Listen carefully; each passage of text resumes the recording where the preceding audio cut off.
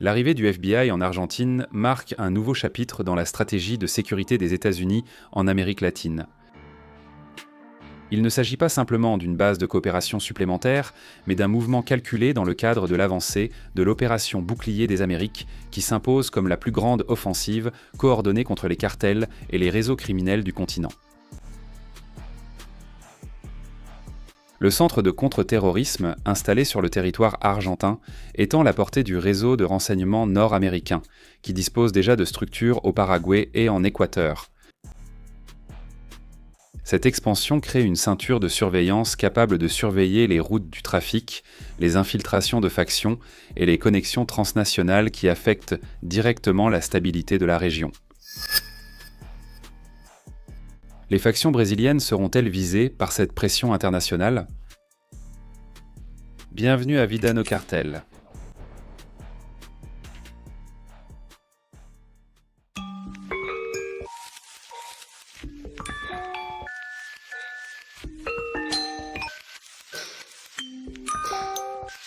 Pour Washington, l'objectif est clair, affaiblir les tentacules des organisations criminelles qui se répandent en Amérique du Sud et qui, bien souvent, trouvent refuge dans les zones frontalières. La présence du FBI en Argentine renforce la capacité de réponse face à ces menaces, mais elle augmente aussi la pression sur les pays voisins, comme le Brésil, qui se retrouve de plus en plus encerclé par ce réseau de surveillance. Le Bouclier des Amériques n'est pas seulement une opération militaire ou policière. C'est une stratégie de renseignement qui connecte différentes bases et agents en temps réel.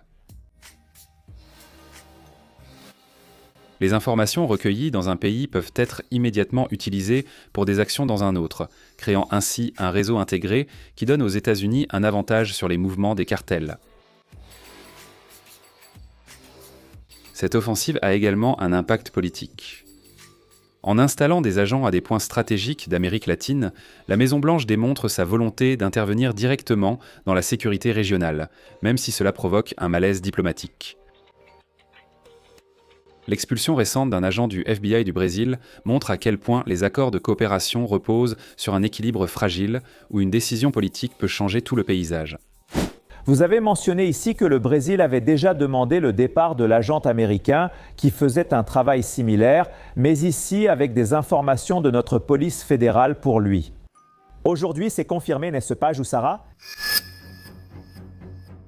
Alors que le FBI agit ouvertement, la CIA complète ce réseau avec des opérations discrètes. Les infiltrations dans des organisations criminelles, la surveillance de dirigeants politiques et économiques, ainsi que la cartographie des routes utilisées par le trafic, font partie des actions attribuées à l'agence, qui agit généralement dans l'ombre.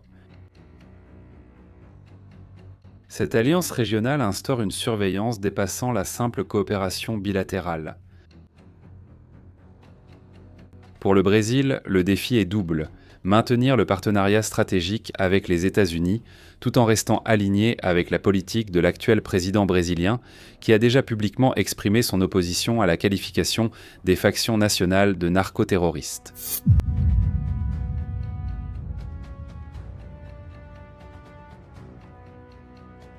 Cette position crée un contraste direct avec la stratégie nord-américaine, qui progresse rapidement dans la région grâce à l'installation de bases de renseignement. L'arrivée du FBI dans un autre pays frontalier du Brésil renforce l'impression que le continent est en train d'être redessiné selon la logique de la sécurité nord-américaine. Cette redéfinition n'est pas due uniquement au FBI. Le commandement sud des États-Unis, responsable de la coordination des opérations militaires et de sécurité dans toute l'Amérique latine, joue un rôle central dans ce processus. Avec un effectif qui dépasse plusieurs dizaines de milliers de militaires et des actifs stratégiques comprenant des navires, des avions de surveillance et des unités de forces spéciales, le commandement Sud a la capacité de projeter sa puissance en tout point de la région.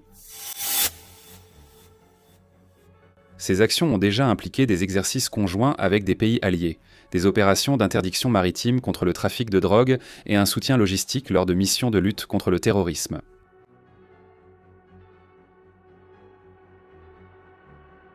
Les relations entre les présidents d'Amérique du Sud montrent un contraste de plus en plus évident. Tandis que Javier Milei en Argentine, Daniel Noboa en Équateur et Santiago Peña au Paraguay ont adhéré au bouclier des Amériques. Ils ont reçu un soutien logistique, militaire et technologique du gouvernement de Donald Trump et participé à des actions conjointes contre les cartels. Le président brésilien est resté à l'écart de cette stratégie, se démarquant de l'alignement régional. Cette position crée un isolement politique et stratégique, puisque le Brésil se retrouve entouré de voisins qui renforcent leurs liens avec Washington et intègrent un réseau de sécurité continentale. Pendant ce temps, à l'intérieur du pays, le peuple brésilien souffre aux mains de criminels de plus en plus violents.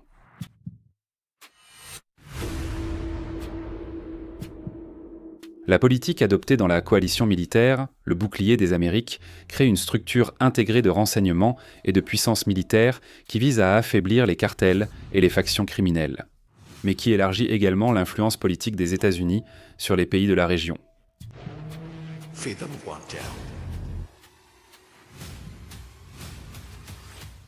Pour le Brésil, cela signifie devoir vivre avec un mur de surveillance à ses frontières. Et maintenant, avec l'avancée des bases du FBI et la présence d'agents de la CIA agissant dans l'ombre, des attaques contre des navires transportant des produits illicites sur la côte brésilienne pourraient devenir plus réelles que beaucoup ne l'imaginent.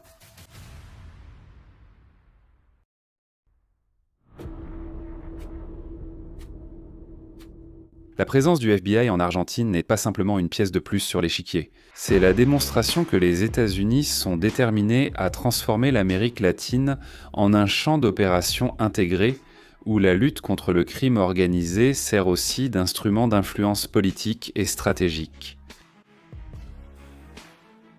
Le continent vit désormais sous le regard attentif de Washington, et pour ceux qui pensaient qu'il ne s'agissait que d'un discours politique, les bases du FBI en Équateur, au Paraguay et en Argentine montrent que quelque chose de grand est sur le point d'arriver. Mais profitez-en car la promotion est valable pour une durée limitée. Sur Vida no Cartel, vous suivez toute l'actualité du monde militaire. Laissez votre like, abonnez-vous et regardez l'une des vidéos qui s'affiche sur votre écran. En avant, combattants, à la prochaine!